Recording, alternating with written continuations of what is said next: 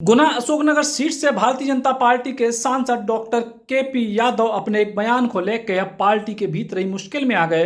Party ने उनसे सफाई मांगी और इसके बाद डॉक्टर केपी यादव ने कही कि उनको मकसद कोनू को अपमान करवो नहीं हतो। दरअसल डॉक्टर केपी यादव ने ज्योतिरादित्य सिंधिया और उनके करीबियों पे अपरोक्ष तौर पे निशानों साधे तो और जो वीडियो सोशल मीडिया पे वायरल भए थे और ई के बाद अब डॉक्टर केपी यादव से भाजपा ने सफाई मांगी और फिर भारतीय जनता पार्टी के कार्यालय में डॉक्टर केपी यादव के सुर बदले बदले नजर आए। सुनो जरा केपी यादव को ताजा बयान। देखिए, वो जो है क्रीड़ा भारती के कार्यक्रम था और महिला शक्ति के बारे में मैं बोल रहा था, अपनी मातृशक्ति के बारे में बोल रहा था। तो उस समय ये बात निकल आई, पर मेरी ऐसी कोई भावना नहीं थी। मुझे तो मीडिया के द्वारा पता लगा कि मेरा कौन सा शब्द कहाँ से निकाला गया है। ना ऐसा मेरा कोई इरादा था किसी के बारे में, ना मैंने बोला है। और जहाँ तक सिंधिया जी की बात है तो मेरे उनसे बड़े अच्छे संबंध हैं। अभी कुछ दिनों पहले ही आपके कुछ लोगों ने मेरा इंटरव्यू लिया था, तो उसमें विस्तार से मैंने बताया था।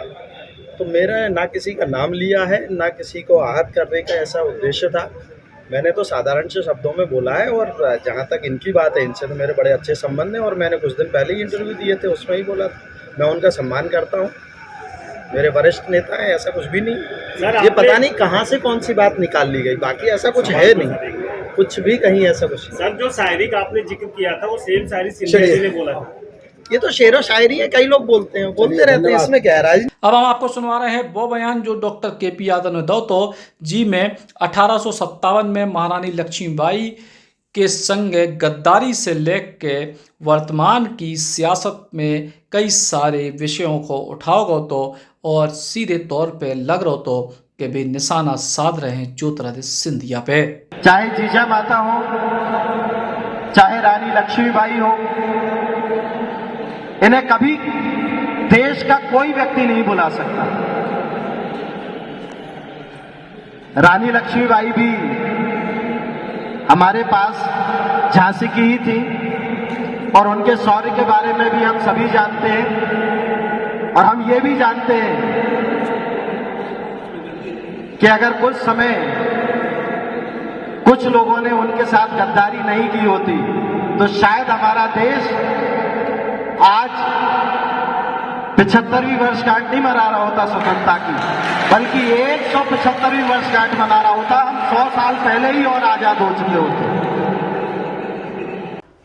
अभी कुछ दिन पहले का एक वीडियो मैं देख रहा था, मैं क्षमा चाहूंगा, हमारा जो मंच है वो राजा और महाराजाओं दोनों से जुड़ा है। मैं भी जुड़ा रहा था। वो कहेंगे तू क्या जुड़ा नहीं था? मैं भी वर्षों वर्ष तक पीढ़ियों से जुड़ा रहा। पर अभी एक दिन मैं सुन रहा था, कोई एक माननीय बड़े नेता मंच से कह रहे थे, किसी उन्होंने नेता पुत्र को बुलाया था, तो वो मंच से कह रहे थे कि इस क्षेत्र का सौभाग्य है कि आप यहां आ गए। तो यहां के लोगों ने ये आतिशबाजी देख ली। यहाँ आदिवासी समाज आया है, या मीना समाज आया है, या धाकड़ समाज आया है, या यादव समाज आया है। इनके बच्चों ने कभी दिल्ली बंबई नहीं देखी। आप आ गए तो ये उत्सव देख लिया, नहीं तो इनकी किस्मत में कहां था। मैं उनको बताना चाहता हूं कि ये देश आजाद हो गए 75 वर्ष हो गए हैं और यहां कोई पिछड़ा नहीं है। अब आज इस देश की राष्ट्रपति आदिवासी समाज से है। आज यादव समाज का इस क्षेत्र का बेटा प्रजातंत्र के सर्वोच्च मंदिर में बैठ के, दिल्ली में बैठ के उन फैसलों में सहभागिता निभाता है जो देश हित में, राष्ट्र हित में कानून बनते हैं। तो हमारे बच्चे यहां तक सीमित नहीं है, हमारे बच्चे भी विदेशों में पढ़ते हैं। तुम दिल्ली बंबई की बात करते हो माननीय, हमारे बच्चे भी देश और विदेश में पढ़ रहे हैं। पर पता नहीं क्यों हम ऐसे लोगों की जय जयकार करते हैं जो हमें भरे मंच से नीचा दिखाते हैं। मैं ये नहीं कहता कि किसी का विरोध करो, पर मैं ये कहता हूं कि गलत का विरोध करो। अपने स्वाभिमान के लिए कहीं कोई समझौता मत करो,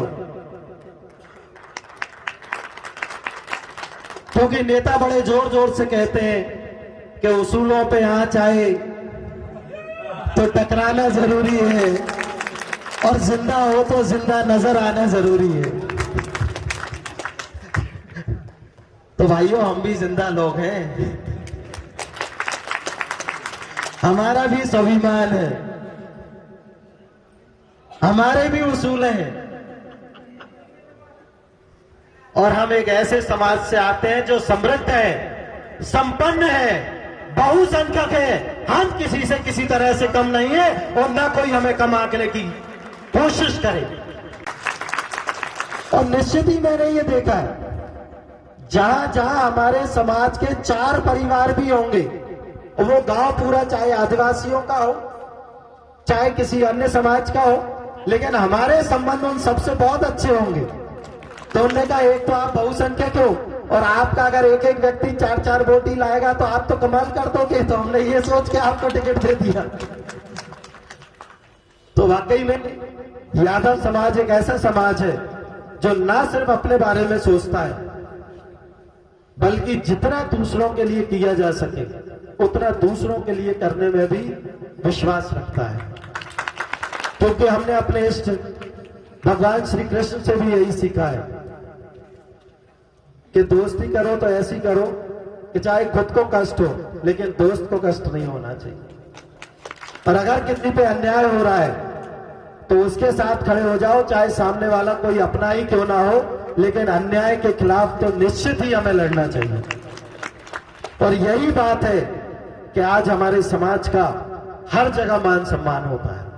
और भाइयों, मैं तो आपको कोटि कोटि प्रणाम करूंगा। लाइट भी कहो साजिश में चली गई हो, कोई बड़ी बात नहीं। वाकई में आपने 2019 में जो इतिहास रचा है, वो वाकई ऐसा काम हुआ है जिसके बारे में कभी कोई कल्पना नहीं कर सकता था। और उसका एहसास मुझे तब होता है जब मैं अन्य अन्य प्रदेशों में जाता हूं और वहां अपने समाज बंधुओं से मिलता हूं या अन्य समाज के लोगों से मिलता हूं, तो उनके जो भाव रहते हैं, जिस भाव से वो मेरे से मिलते हैं, वो यही ढूंढते हुए आते हैं, कहां है वो यादव साहब जिन्होंने इतने बड़े व्यक्ति को हराया था, कहां है वो यादव साहब। तो मैं उन्हें यही कहता हूं कि भाई, मैं हरा के नहीं आया हूं, ये गुना, शिवपुरी, अशोकनगर लोकसभा के मेरे समाज बंधु हैं, वहां के लोग हैं जिन्होंने मुझे इतना भरपूर आशीर्वाद दिया कि एक असंभव सा कार्य संभव करके दिखाया। और वाकई में कई समाज बंधु तो ये कहते हैं, भाई साहब हमें पता था कि अगर ये असंभव काम कोई करेगा तो यादव ही करेगा, इसलिए आप जीत के आए। तो आप सबने तो मुझे इतना आशीर्वाद दिया है, मैं सांसद बना हूं। मेरा सौभाग्य है कि मुझे देश के अन्य अन्य कोनों में जाने का अवसर प्राप्त हुआ, कई सामाजिक कार्यक्रमों में भी जाने का मुझे सौभाग्य मिला। पर हमारा जो क्षेत्र है, ये एक बहुत बड़ी विडंबना है कि हम राजा और महाराजा के बीच में फंसे हैं। उसके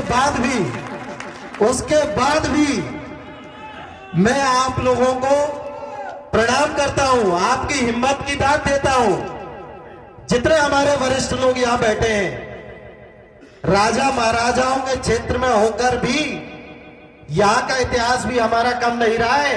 हम जिला पंचायत अध्यक्ष भी बने कईयों बार, विधायक भी बने, मंडी अध्यक्ष भी बने, कई हमने पद लिए। ये आपके लिए बहुत बहुत मैं साधुवाद देता हूं, क्योंकि किन परिस्थितियों में इन लोगों ने लड़ाई लड़ी है। क्योंकि मैं भी एक राजनीतिक परिवार से आता हूं और बचपन से मैंने देखा है, क्योंकि ये राजनीति है। और अभी हमारे मऊ वाले एसडीओ साहब ने बताया कि राजनीति एक ऐसी चीज है जो सभी तालों की चाबी है। क्योंकि भाइयों, आज का दिन मैं ये कह रहा था, मेरा सौभाग्य है वो इसलिए है कि आज मैंने मेरे कई भाई बहनों का सम्मान किया। यहां काम चाहे छोटा हो या बड़ा हो, लेकिन वो समाज का नाम रोशन कर रहे हैं, क्षेत्र का नाम रोशन कर रहे हैं। लेकिन इन सब को भी आगे बढ़ाने के लिए राजनीति जरूरी है। राजनीति में आपका प्रतिनिधित्व जरूरी है, क्योंकि अगर राजनीति में आपका प्रतिनिधित्व नहीं है, आपका व्यक्ति नहीं बैठा है, तो आपका और हमारा उसी तरह शोषण होता रहेगा जो देश आजाद हुआ था तब से आज तक होता आया है।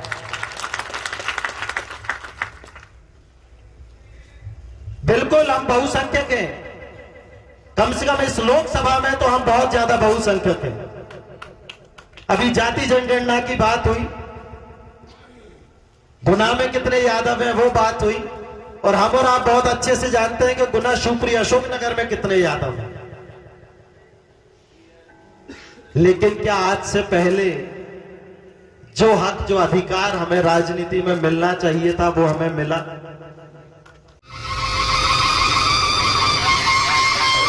होटल रॉयल पैलेस सागर बुंदेलखंड का सबसे शानदार वेडिंग डेस्टिनेशन, बड़ा ग्राउंड और सागर का सबसे बड़ा बैंकेट हॉल।